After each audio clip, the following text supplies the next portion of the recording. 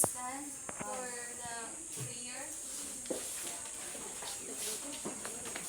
So, Miss Gabo, lead the prayer. Father, the Son, the Holy Spirit. Amen. Our Father, who art in heaven, holy be your name. Your kingdom come, your will be done on earth as it is in heaven. Give us this day our daily bread and forgive us our sins, as we forgive those who sin against us. Do not bring us to To the test, but deliver us from evil. Amen. And Father, the Son, the Holy Spirit. Amen.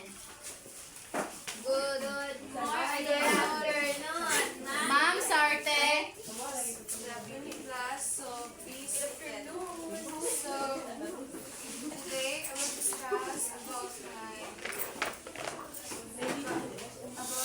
rights and duties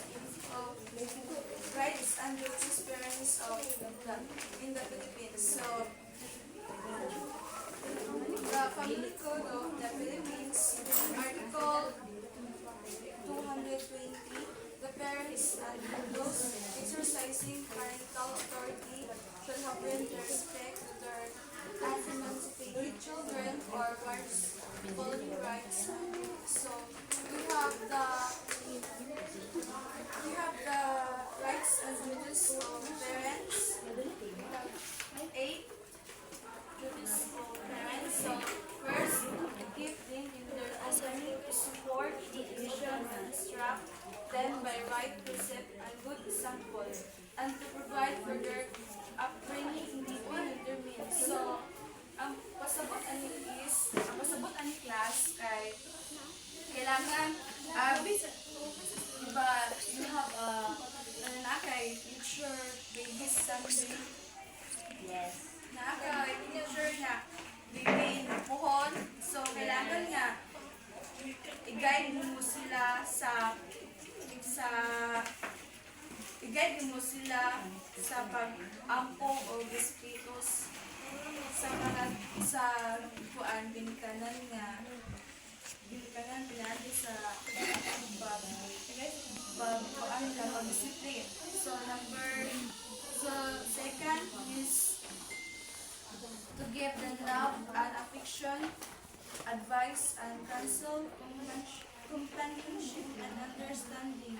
So dapat po sabi ang kita nga inahan, so dapat po ato akong i-care o i-love ang ato ang children. Para po ma-feel po nila nga ato sila gigayahan sa adlaw-adlaw. So third, to provide them with moral and spiritual guidance, inculcation with honesty, integrity, self-discipline, self-reliance, industry, and thrift, stimulate their interest in subject affairs and inspire them in compliance with the duties of citizenship. So, ang amahan is kanang magbala sa iyahang anak pamaagi sa pagsimba sa Domingo. Kailangan pinagtanan po ng isip nga something nga ninyo na tayo buon ninyo na ang mga anak nila na natutuan sibat at italan family.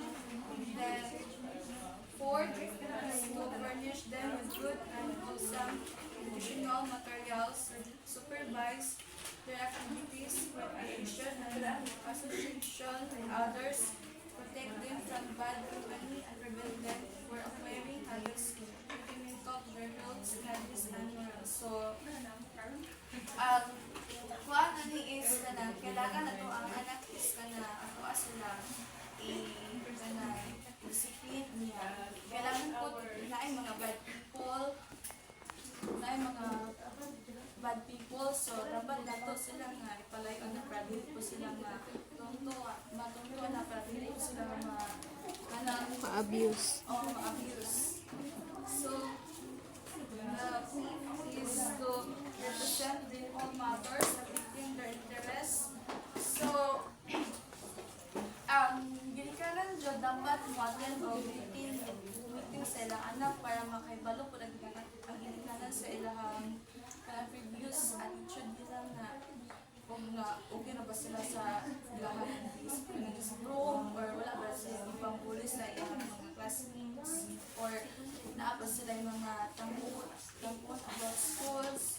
And then 7, to impose discipline as may be required under the circumstances and to perform such other duties as are imposed by law upon parents and guardians. So, dapat po datong children is kanang naay birth certificate niya kanang eskwela nila kay kanang enroll sila na naay birth certificate. Pero tong last year man siguro to nga pag last year kay ako na-submit kay wala siya birth certificate. So mautong mag-isod sila o mag-isod ang teacher mag-isod asa siya gipanganak as taga-asa gid siya mautong kuan.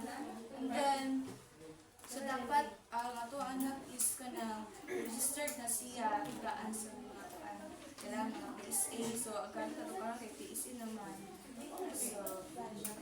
So class, para to ako ang discussion karon. So application. So kanang mag-roleplay ta about divide the class into 2 groups. So each group we have one choose their topic.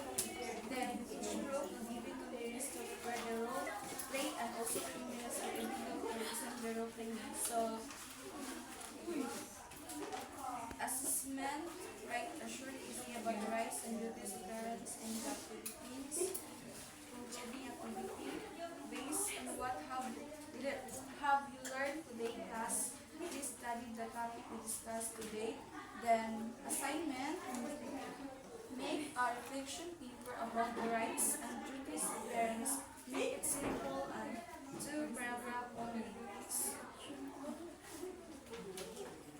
Thank you and thank you class for your cooperation participation.